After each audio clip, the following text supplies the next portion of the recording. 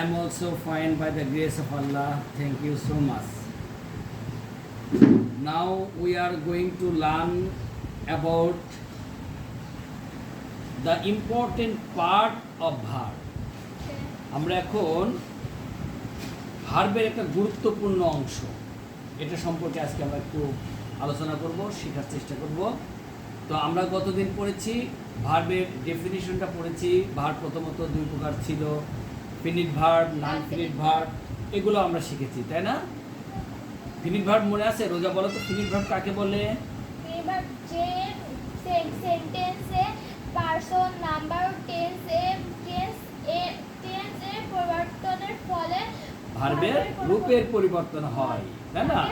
যেমন I go, হি গোজ, এখানে subject third person হওয়ার কারণে, সাবজেক্ট পরিবর্তন হওয়ার কারণে ভার্বও পরিবর্তন হয়ে গো থেকে গোজ হয়ে গেল।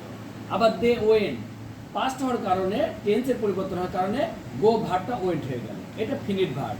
আর নন ফিনিট ভার্ব পড়েছিলাম যে ভার্বের রূপের কোনো পরিবর্তন হয় না, এটা পড়েছিলাম, তাই না? তারপর আমরা আবার পড়লাম যে ভার্ব আবার দুই প্রকার, principal verb, auxiliary verb. Principal verb আমরা শিখেছি যে ভার্ব সেন্টেন্সে অন্য ভার্বের সাহায্য ছাড়াই সম্পূর্ণরূপে মনের ভাব প্রকাশ করতে পারে, সেটা প্রিন্সিপাল ভার্ব। অক্সিলারি ভার্ব মনের ভাব প্রকাশ করার জন্য প্রিন্সিপাল ভার্বের সাহায্য লাগে, তাই না? তো আজকে আমরা ইম্পর্টেন্ট দুটা প্রকার পড়ব। সেটা হচ্ছে এই যে প্রিন্সিপাল ভার্ব আমরা পড়েছিলাম, প্রিন্সিপাল ভার্ব আবার দুই প্রকার। প্রিন্সিপাল ভার্ব কয় প্রকার? দুই প্রকার। না, খেয়াল করো, একটা হচ্ছে ট্রানজিটিভ ভার্ব। কি বললাম বলো তো, শোনো না? ট্রানজিটিভ ভার্ব, এর বাংলা অর্থ হচ্ছে সকর্মক্রিয়া।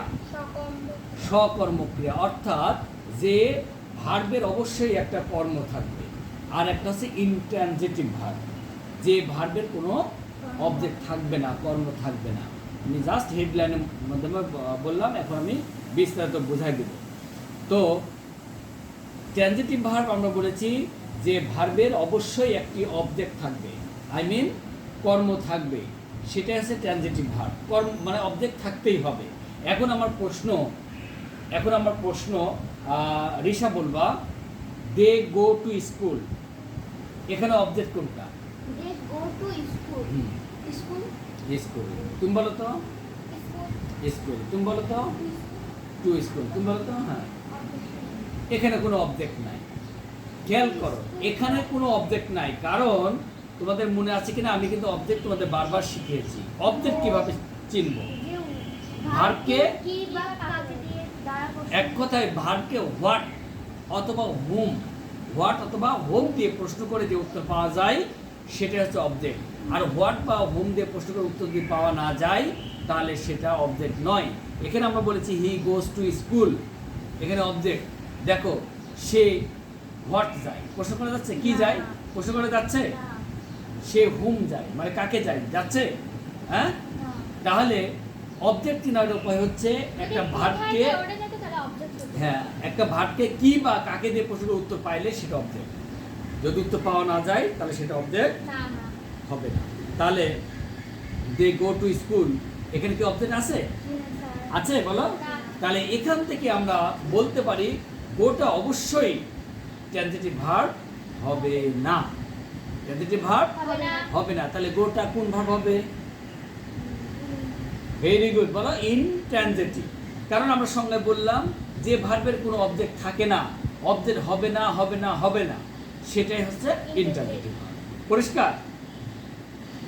আচ্ছা, যদি বলা হয় যে he went to market, he went to market, এখানে ওয়েন্টটা ট্রানজিটিভ ভার্ব হবে না ইনট্রানজিটিভ ভার্ব হবে?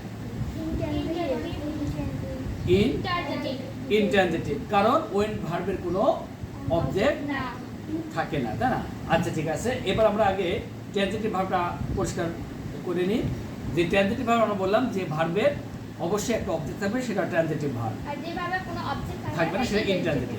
এখন লক্ষ্য করো, আমি যদি বলি I eat rice, I eat rice, বলো তো এখানে ইট কোন ভার্ব? ট্রানজিটিভ না ইনট্রানজিটিভ? ট্রানজিটিভ। এক্সপ্লেন করো তুমি কেন ট্রানজিটিভ। বিকজ এখানে হচ্ছে কি বা কাকে দিয়ে কোশ্চেন করার উত্তর পাওয়া যাচ্ছে। হ্যাঁ কি দিয়ে? খায়? কি খায়, ভেরি গুড, সবাই হাত তালি দাও এর সাথে, এক্সেলেন্ট। কি খায়, আমি কি খাই, উত্তর ভাত খায়। এই যে রাইস খায়, ভাত খায়, উত্তর আসতেছে, তার মানে এটা একটা ট্রানজিটিভ ভার্ব। বুঝা গেছি? আচ্ছা, father reads the Quran, father reads the Quran. এখন প্রশ্ন, রিডস এটা কোন ভার্ব? রিডস হচ্ছে ইনট্রানজিটিভ। ইনট্রানজিটিভ। কেন? যে প্রশ্ন পাওয়া যাচ্ছে। কেন প্রশ্ন কি পাওয়া যাচ্ছে না? কি পড়ে? আমরা বললাম ফাদার রিডস দ্য কোরআন, তুমি প্রশ্ন করো বাবা কি পড়ে, এই যে কি পড়ে, বই পড়ছে। বই পড়ে, তাহলে উত্তর আসছে, এই জন্য এটা ট্রানজিটিভ ভার্ব। তারপর মনে করো I help them, I help them, এখানে এটা হেল্পটা ট্রানজিটিভ না ইনট্রানজিটিভ? ট্রানজিটিভ। কেন? কাকে দিয়ে কাকে প্রশ্ন করার উত্তর পাওয়া যাচ্ছে? কাকে দিয়ে? হ্যাঁ, কাকে সাহায্য করেছিলাম, তাদেরকে, তাই না? হ্যাঁ। অতএব এটা ট্রানজিটিভ। পরিষ্কার? জি স্যার। আর ইন্টারজেটিভ এর আগে আমরা একটু আলোচনা করলাম, আরও বিস্তারিত আলোচনা করি। ইন্টারজেটিভটা তুমি সেন্টেন্সটাকে পড়বা, পড়ে ওই ভার্বকে আগে লক্ষ্য করবা, ওই ভার্বকে কি বা কাকে দিয়ে, অর্থাৎ হোয়াট বা হোম দিয়ে প্রশ্ন করা যাচ্ছে কি না। যদি প্রশ্ন করা না যায় তাহলে ডেফিনেটলি এটা ইন্টারজেটিভ ভার্ব। যেমন আমি যদি বলি যে রিজিক লাভস, খেয়াল করো, রিজিক লাভস, লাভস মানে হাসা, রিজিক হাসে, বলো তো এখানে লাভসটা ট্রানজিটিভ না ইন্টারজেটিভ? ইন্টারজেটিভ। কেন? ইন্ট্রানজিটিভ কারণ এখানে অবজেক্টই নাই।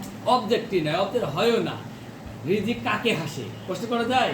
রিজিক কি হাসে প্রশ্ন করা যায়? না, অবজেক্টও নাই মানে হ্যাঁ, মানে অন্যভাবে প্রশ্ন করা যেত যে রিজিক কিভাবে হাসে, তাই না? কিন্তু অন্যভাবে প্রশ্ন করলে সেটা অবজেক্ট হবে না। হবে না। তারপর মনে করো আমি পুকুরে সাঁতার কাটি, I swim in the pond, A swim এর নিচে দাও, এই সুইমটা ইন্ট্রানজিটিভ। কারণ কি? আমি কি করি? হ্যাঁ মানে কি হ্যাঁ, কি হিসেবে? বা কাকে কাটি, এটা হয় না, ঠিক আছে? তো এখানে প্রশ্ন করা যায় যে আমি কোথায় সাঁতার কাটি, হ্যাঁ, বাট এটা তো ভার্ব হবে না। হ্যাঁ এটা তো Object অবজেক্ট হবে হবে না, না। অতএব এটা ইন্ট্রানজিটিভ ভার্ব। আমরা মনে হয় মোটামুটিভাবে ট্রানজিটিভ এবং ইন্ট্রানজিটিভ ভার্ব বুঝতে পেরেছি। বুঝতে পেরেছি, তাই না? পরিষ্কার বিষয়টা? আচ্ছা, এটা ছিল আমাদের ট্রানজিটিভ এবং ইন্ট্রানজিটিভের মানে টেকনিক্যাল একটা বোঝার উপায়, যে সেন্টেন্স দেখলে ভার্বের এটা অবস্থা দেখলে আমরা ডেফিনেটলি এটা বলতে পারবো যে এটা ট্রানজিটিভ বা ইন্টারজিটিভ। আর এই ভার্বটা মোস্ট ইম্পর্টেন্ট, বিভিন্ন জায়গায় পরীক্ষাতে আসে, বিশেষ করে ক্যাডেটে এর আগেও আসছে, কিন্তু একটা ভার্ব সেন্টেন্সে ভার্ব তুলে দিয়ে অপশন দেয়, এটা কোন হোয়াট কাইন্ডস অফ ভার্ব, কোন প্রকারের ভার্ব, ট্রানজিটিভ, ইন্টারজিটিভ, ফিনিট, নন ফিনিট, এরকম। তাহলে আমরা কি পারবো না এটা? স্যার, আচ্ছা, তোমাদের ধন্যবাদ সহযোগিতা করার জন্য। ওকে, এখন আমরা এই ভার্বগুলো লিখব।